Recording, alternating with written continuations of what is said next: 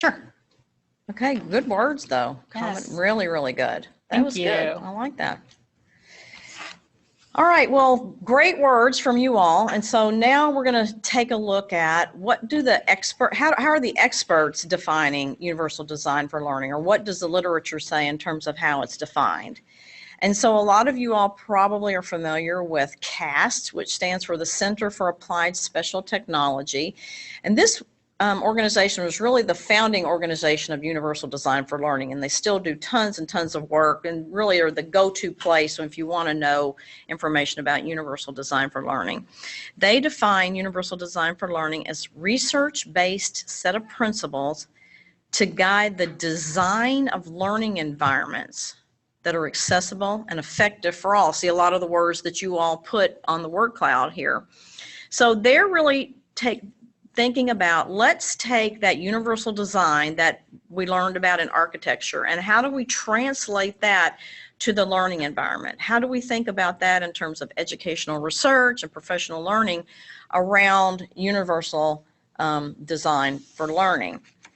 They also say that UDL is a set of principles for curriculum development. So you're thinking about upfront your curriculum that you're designing for people, the training that you're designing for people, the methods that you're thinking about learning. You're thinking about that ahead of time. And how are we going to make that so that everybody has an equal opportunity to learn in our whatever learning environment you all have?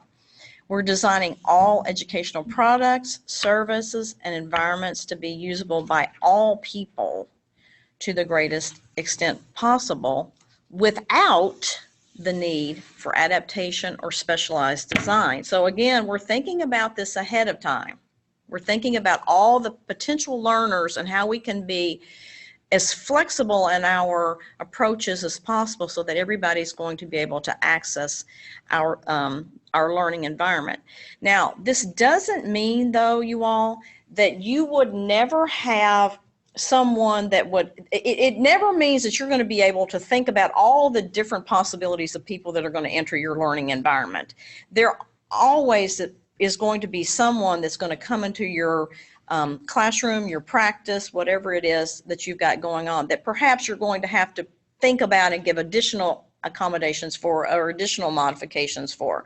But you're going to think about ahead of time designing for as many people as you possibly can, even though there may be some people that come along that you're going to have to give additional accommodations or modifications for or differentiations for. And there's also going to be people that are going to need individualized technology, assistive technology. It's not going to be your responsibility to provide. You want to provide materials that are going to work with their technology, but it's not going to be your responsibility to provide that technology. So UDL also is a blueprint, and I like thinking about that word blueprint because it really puts the focus on planning before you ever even know the people that you're going to be teaching. Perhaps you're planning ahead of time for creating the goals, the methods, the materials, the assessments. They're going to work for as many people as possible so that it's not just a one-size-fits-all.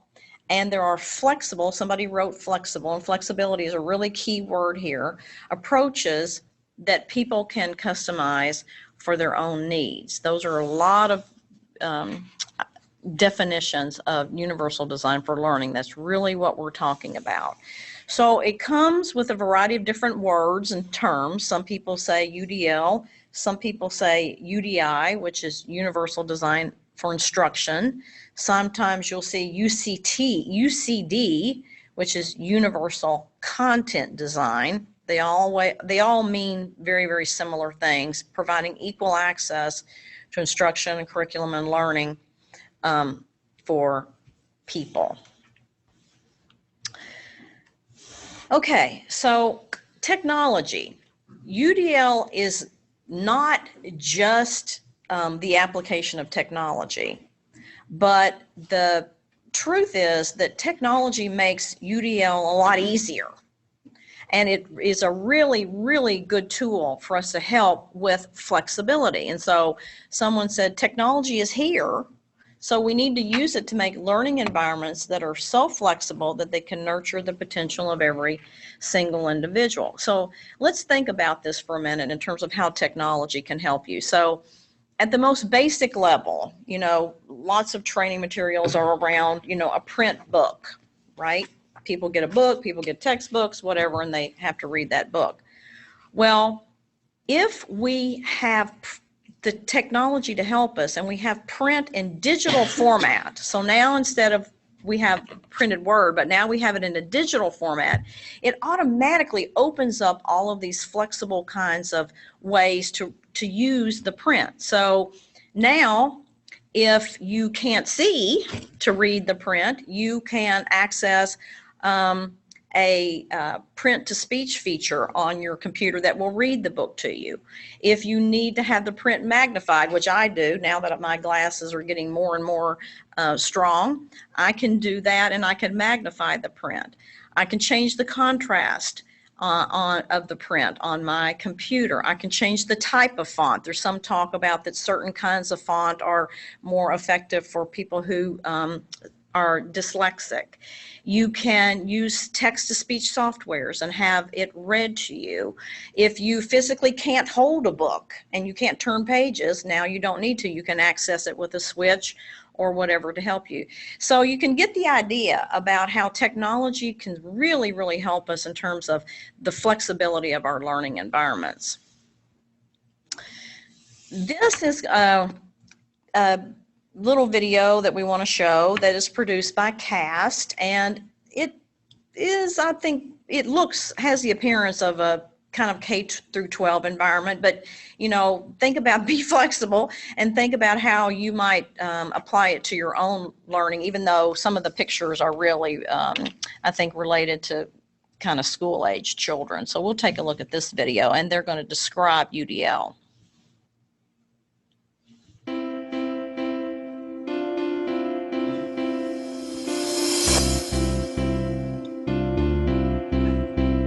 This teacher needs to meet a curriculum goal, and she's got a very diverse group of students. And so does this teacher. And this one. Most do. In fact, research shows that the way people learn is as unique as their fingerprints. What does this mean for teachers of today? Classrooms are highly diverse, and curriculum needs to be designed from the start to meet this diversity. Universal design for learning is an approach to curriculum that minimizes barriers and maximizes learning for all students. Whoa, that's a fancy term. Universal design for learning. Let's unpack it a bit. Let's think about the word universal. By universal, we mean curriculum that can be used and understood by everyone. Each learner in a classroom brings her own background, strengths, needs, and interests. Curriculum should provide genuine learning opportunities for each and every student. Now let's think about the word learning. Learning is not one thing. Neuroscience tells us that our brains have three broad networks.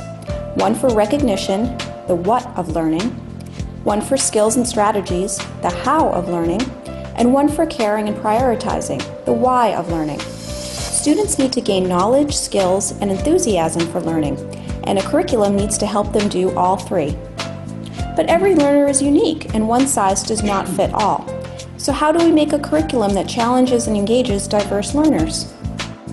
This is where the word design comes in. A universally designed building is planned to be flexible and to accommodate all kinds of users, with and without disabilities.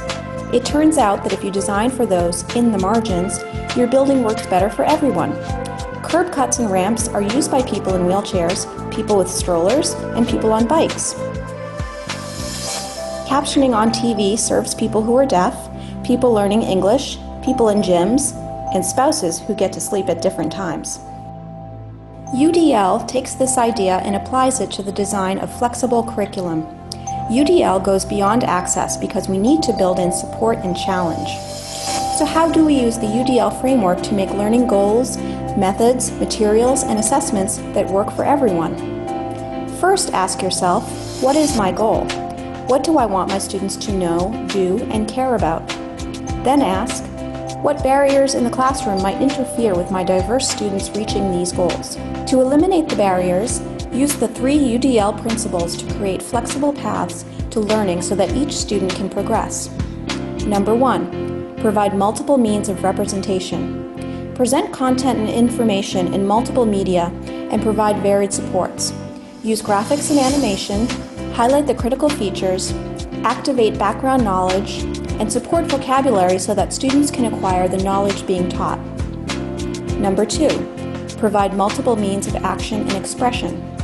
Give students plenty of options for expressing what they know and provide models, feedback, and supports for their different levels of proficiency. Number 3, provide multiple means of engagement. What fires up one student won't fire up another. Give students choices to fuel their interests and autonomy. Help them risk mistakes and learn from them. If they love learning, they will persist through challenges. And remember, always keep in mind the learning goal. Get rid of barriers caused by the curriculum and keep the challenge where it belongs. And that's it. Okay, quick recap. Show the information in different ways, allow your students to approach learning tasks and demonstrate what they know in different ways, and offer options that engage students and keep their interest. Universal design for learning equals learning opportunities for all. For more information on UDL, go to www.cast.org.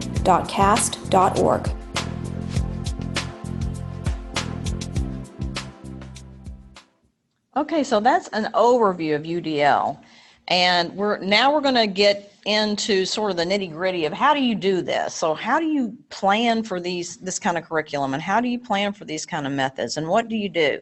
So what I want you to do, we're going to do an activity in just a minute, but what I want you to start thinking about is whatever situation you're in, whether you serve clients or if you have a classroom of students or whatever situation that you're in, think about what are the goals that you want to accomplish. So for me, I'm a professor, so I think about the learning objectives that I want my students to learn in my class, or some of the activities that they have to do in my class. And then I want you to think about, for your people that you work with, what are some of the barriers for them to accomplish those goals. So you're designing curriculum, you're designing trainings. What are the goals? And then start to think a little bit about what are those barriers that might make that inaccessible for some of your people. And then a little bit later, we're going to do an activity where we can think about how can we overcome these barriers? What are some of the solutions to these barriers? Okay.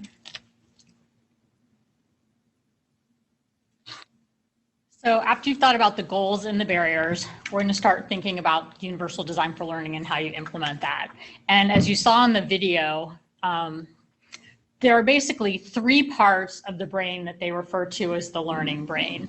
And in universal design for learning, they've separated out those 3 parts, but really they aren't separate parts. They all work together. And when you're addressing them, you need to address each of the different parts to create those lifelong learners, those expert learners that we want to create. And the first part of the brain, the affective network, or the Y network, enables individuals to engage in tasks and learning and with the world. The second, the recognition, or the what of learning, enables individuals to identify and understand information, ideas, and concepts. And then the strategic, the how, enables individuals to plan, execute, and monitor actions and skills. And in order to address these different networks, we do that through multiple means. So when you want to address the affective network, where we want to create these purposeful, motivated learners, you want to provide them with multiple means of engagement and learning. So you want to tap into those individuals' interests, you want to challenge them in appropriate ways, and you want to motivate them to learn and have them continue to keep on learning. So Deb, you were just saying that earlier that CAST used to have this multiple means of engagement was the third piece of the pie, and now they've moved it up to the front because they have new research to show that if people aren't engaged, if people aren't interested, they're not going to persist, they're not going to want to learn it, they're not going to want to be there, they're not going to be motivated. And so they've really found that this is the most important part of the puzzle, and want to make sure that people are interested and motivated to learn before we think about these other things. So they've put it in the first position so everybody realizes it's the most important and give it the emphasis that it needs. The recognition network, in order to address that network, we want to provide information in multiple ways. So multiple means of representing information or multiple means of presenting information. So you want to give students various ways to acquire, to process, and to integrate information and knowledge. And to address the strategic network, we want to give them multiple means of action and expression, which is basically providing students with options for navigating and demonstrating what it is that they have learned and taken away from what you have provided them with. Yeah, a really easy way to remember that I like is how do people show what they know? Mm-hmm. So what are some different ways for them to be able to show you that they've learned what it is that you're trying to teach them? And we actually could have put that on the slide. We've given some easy ways to think about it. So for engagement, how do we motivate learners throughout? For representation, how does the knowledge get into their heads? And then for action and expression, how do they prove that the information is in their heads? Yeah, so remember this, because when we do our activity in a minute, I'm going to ask you to think about what are some different ways that you can motivate people? What are some different ways that you can make sure the knowledge is getting in their heads? And what are some different ways that you can make sure that they can show you that they know it? And CAST, in order to communicate to us what universal design for learning is, they have created multiple types of materials to help us learn, which are universally designed and is a universally designed principle. The one thing that we really want you to think about and take away today is those multiple means. The multiple means of engagement, the multiple means of representation, and the multiple means of action and expression. But they also provide this, and I can't remember what they called it. It's guidelines. Graphic organizer. Oh, okay. Yeah. Yeah. So they've got those are the three principles. The multiple means are the three principles. And then they have guidelines. They have 9 guidelines that they give on top of that, where they're telling you what kind of options you need to provide. So they have providing options for self-regulation or providing options for sustaining effort and persistence. And then below those options, they've also broken it down even further where they give you individual checkpoints, things to think about how you can provide those different options and meet those different needs of the students. But one thing I want to make really clear is this can be very overwhelming. If you look at this and you think, oh my gosh, how am I going to incorporate all of this into what I do? You don't need to start by incorporating all of it. Just start somewhere. Just pick one thing to do and incorporate it. And then when you've got time, add something else in. You could even do one thing for a semester or do one thing for one lesson. And then in another lesson, add something else in. But it's just about starting somewhere. And they're just providing you with all the different resources to help support you and scaffold you in the right direction. Right. And if you find something that works, it's great. I love that. I'm going to use that again. And then I might add something else. If you find something that doesn't work, get rid of that one and do something else. But I agree with you that when you get down to these checkpoints, you start to become overwhelmed. So you don't have to do everything. And one of the key words in there, besides multiple means, is options. It's about providing options and choices. So just a few little things to think about when you're thinking about providing multiple means of engagement. This is primarily why this is so critically important.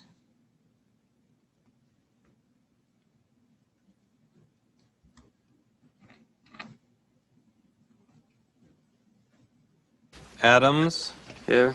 Adamley. Here. Adamowski.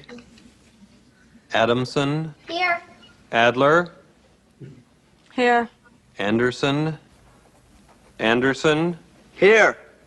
Bueller. Bueller. Bueller. Bueller. He's sick. My best friend's sister's boyfriend's brother's girlfriend heard from this guy who knows this kid is going with the girl who saw Ferris pass out at 31 Flavors last night. I guess it's pretty serious. Thank you, Simone. No problem whatsoever. Fry. In 1930, the Republican-controlled House of Representatives, in an effort to alleviate the effects of the, anyone? The Great Depression, passed anyone?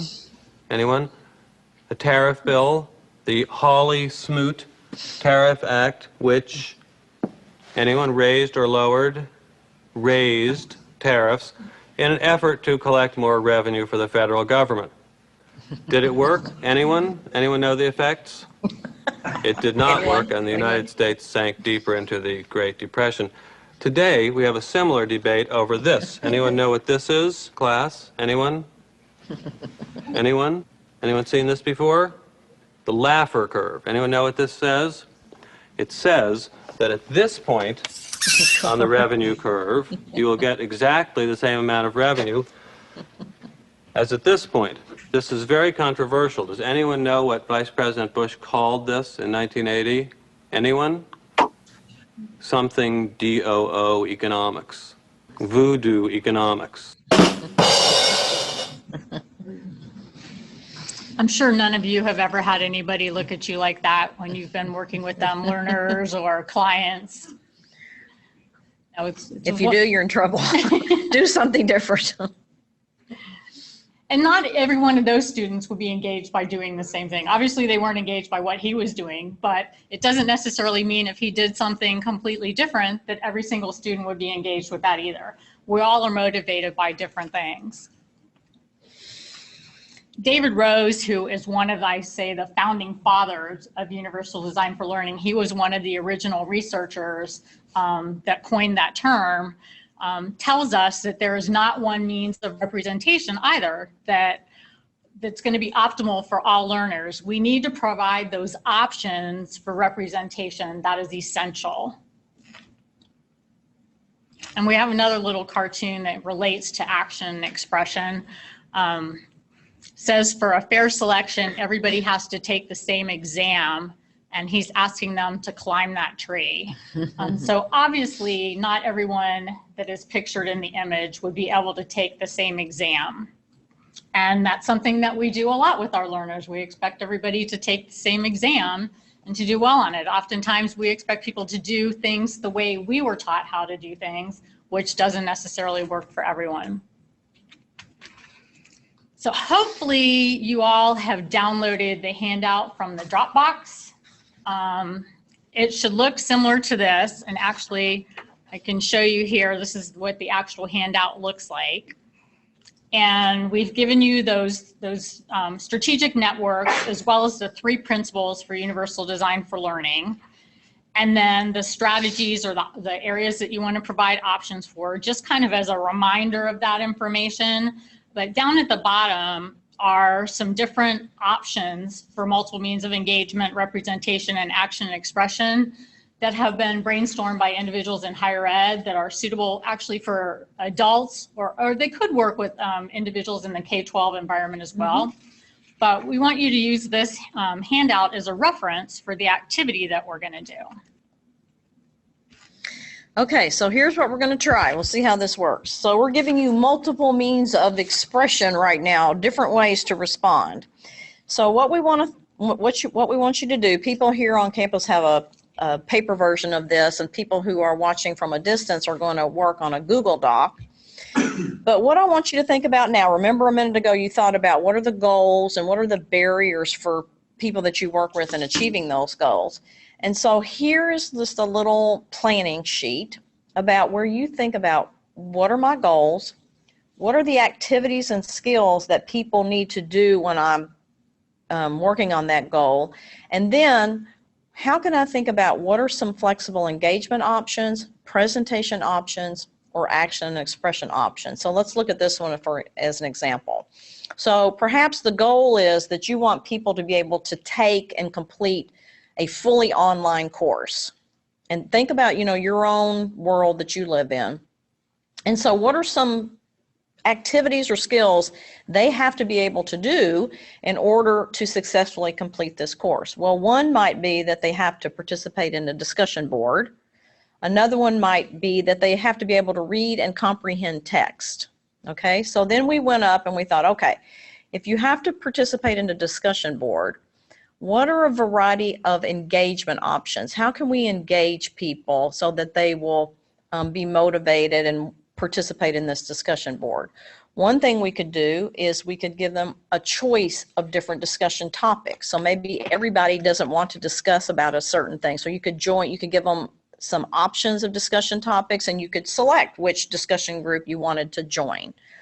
Another engagement option might be that you could have a choice of roles of how you wanted to participate in this discussion board. Are you a person that's good at being able to summarize everybody's ideas and you want to summarize those? Are you a person that's good at being able to problem solve, and so you want to take a problem solving role? You could have a different format of the discussion board. Maybe people really like to participate in a debate kind of an idea, and so maybe they could participate in terms of debating. Then think about, okay, so what are some presentation options? How can I let people know or teach people about how to do this discussion board? Well, I could have a model of an online discussion. I could have a video showing how do you get on the discussion board, even how do you, where do you click? How do you do it? I could incorporate images, and I could incorporate text in my direction so that it is more flexible for a variety of different people. And then I can think about how can I let people show me what they know in terms of the discussion board. And I could give them a choice in media in responding. Maybe not everyone wants to type into the discussion board. Perhaps they could take a video of themselves. Perhaps they could make an audio recording and send that in.